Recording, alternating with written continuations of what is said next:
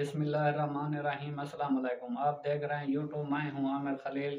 अहम तरीन खबरों के साथ सुप्रीम कोर्ट ने बंद कमरों के फैसलों को ओपन कर दिया और सुप्रीम कोर्ट ने 3 जर्नल समेत पूरी इम्पोर्टेड हुकूमत और पीडीएम को लाजवाब कर दिया। सुप्रीम कोर्ट की आज की समाअत से बहुत से सवालात खड़े हुए हैं और बहुत सा ऐनी नुक्ते वाज़े हो गए हैं जो अटॉर्नी जनरल मुतमईन करने में नाकाम हुए हैं। जो वजारत दफा की तरफ से जो दरख्वास्त सुप्रीम कोर्ट के अंदर पूरे मुल्क में एक साथ इंतखाबात कराने के लिए दायर की गई थी, उस समाअत के ऊपर चीफ जस्टिस उमर अता बंदियाल की सरबराही में 3 रुकनी बेंच ने समाअत की है, जो कि पंजाब की और केपीके के इलेक्शन में जिन बेंच ने पहले समाअत की थी, उन जजेस ने आज समाअत की, जिस पर जस्टिस उमर अता बंदियाल ने समाअत शुरू होने से पहले तिलावत कुरान पाक की और उसके बाद उसने कहा कि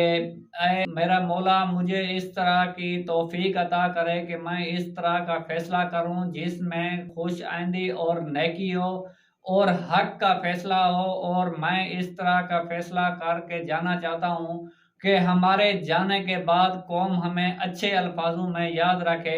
उसके बाद चीफ जस्टिस उमर अता बंदियाल ने आज हुकूमत और जर्नलों को लाजवाब कर दिया और चीफ जस्टिस उमर अता बंदियाल के अहम रिमार्क्स थे, जिस पर उसने कहा कि 3 लोग जो सिक्योरिटी की तरफ से मुझे मिलने आए थे, मैं चाहता था कि वो ओपन कोर्ट में आकर मुझे मिलें और पूरी कौम को पता चले कि और पूरी कौम के सामने ये हो कि इनका झुकाव और इनका खिंचाव किस तरफ आए।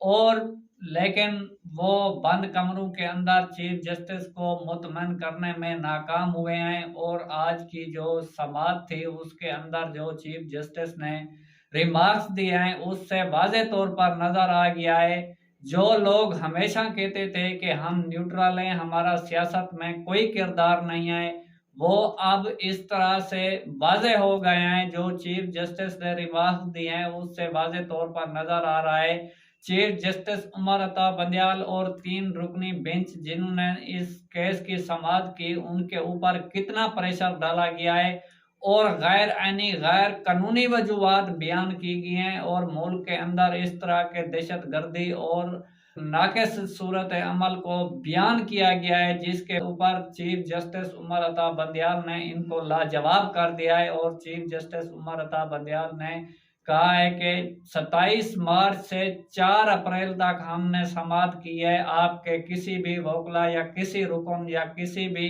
फरीक ने यह नहीं कहा कि मुल्क के अंदर इस तरह की सूरत हाल है। मैं अब कैसे कहूँ कि आपने 27 से 4 अप्रैल तक कोई बात नहीं की, आज आप कह रहे हैं मुल्क के अंदर इस तरह की सूरत हाल है। हम एक फैसला कर चुके हैं। मैं पूरी दुनिया को बताना चाहता हूं और पूरे पाकिस्तान के अदारों को बताना चाहता हूं कि इस फैसले से हम अब पीछे नहीं हटेंगे। जो फैसला हो गया है वो हो गया है, अब उसके ऊपर अमल दरामद हर सूरत में होगा। जिस पर अटॉर्नी जनरल को मुखातिब करते हुए चीफ जस्टिस ने कहा है कि जब पार्लियामेंट के अंदर बिल को लाया गया तो पार्लियामेंट के ना मंजूर करने पर ये वाज़े हो गया है कि वज़ीर आज़म शहबाज शरीफ पार्लियामेंट का एतमाद खो चुके हैं। वो तो एतमाद खोने के बाद वज़ीर आज़म भी नहीं रहे। आप क्या कह रहे हैं, इसके ऊपर तो सवालात खड़े हो गए हैं।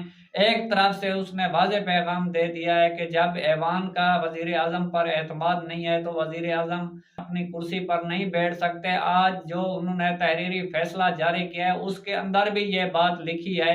उसके बाद चीफ जस्टिस का कहना था कि हम किस कानून के साथ इसको आगे लेकर जाएं, जिस पर जस्टिस मुनीब अख्तर ने रिमार्क्स देते हुए कहा कि अटॉर्नी जनरल साहब, गुज़श्ता साल भी इस तरह कौमी असम्बली टूटी थी, जो कि कौमी असम्बली ने जो हमने मुदाखलत की, अगर हम मुदाखलत ना करते तो उस टाइम भी कौमी असम्बली के इलेक्शन होने थे और वो भी इस दौरान होने थे, 2 सूबाई असम्बलियों के होते हुए इलेक्शन होने थे।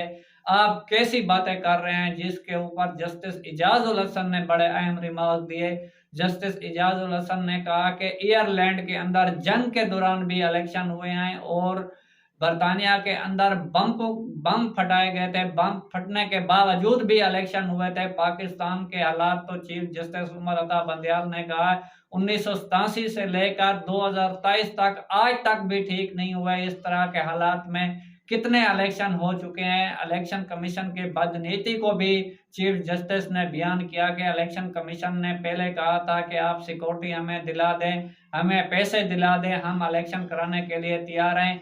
अब ये जो वजूहत बयान कर रहा है इसके ऊपर भी बहुत सारे सवालात चीफ जस्टिस ने कहा है उठते हैं और अटॉर्नी जनरल को कहा कि आप वजीर दिफा की जो रिपोर्ट आई है उसको पढ़ें, उसके अंदर कितने इनने खदशे जाहिर किए हैं और किस तरह की बदउनवानियां की हैं इनने, और कहा है कि इसके ऊपर भी बहुत सारे सवालात जन्म लेते हैं, जिसके ऊपर चीफ जस्टिस उमर अता बंदयाल ने कहा कि मेरे साथ जो जजेस बेंच के अंदर बैठे हैं वो कहते हैं कि ईद के 5 दिन छुट्टियां हैं, 5 दिन से पहले हम फैसला कर जाना चाहते हैं और टाइम बहुत ज़ाय हो गया है और 14 मई करीब है और 14 मई को हर सूरत में इलेक्शन होगा।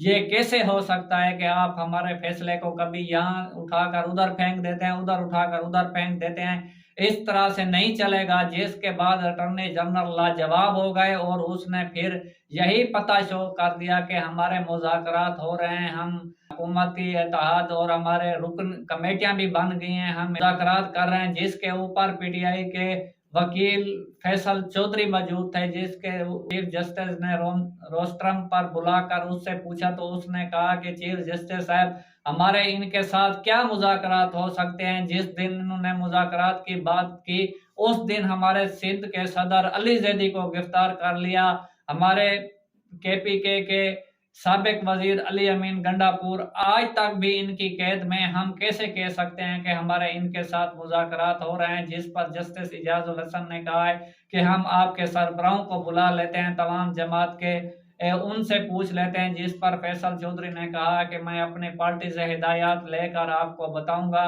जिसके ऊपर चीफ जस्टिस उमर अता बंदयाल ने यह बात वाज़ेह कर दी है कि 14 मई को हर सूरत इलेक्शन होंगे और अगर आप तमाम जमातें मिलकर कोई रास्ता निकाल लेते हैं तो हम आपको रियायत दे देंगे, नहीं तो इनके आपको फैसले पर अमल दरामद करना पड़ेगा, नहीं तो संगीन नताइज का आपको सामना करना पड़ेगा। जिस पर हम फिलहाल कुछ नहीं कहते और उसके बाद हम आइंदा का लाए अमल देंगे और तहरीरी फैसला जारी कर दिया है और कल 11:30 बजे तक समाअत को मुलतवी कर दिया गया है। तमाम पार्टियों के सीनियर रहनुमाओं को बुला लिया गया है। देखते हैं नाजरीन, कल जो भी अपडेट होगी अपने नाजरीन के साथ शेयर करेंगे। आज की समाअत का यही हाल था और अगर हमारी वीडियो आपको अच्छी लगे तो हमारी वीडियो को लाइक और शेयर करें, साथ हमारे यूट्यूब चैनल को सब्सक्राइब करें और हमारी आने वाली वीडियो का इंतज़ार करें। अल्लाह आपका हामी और नासिर हो।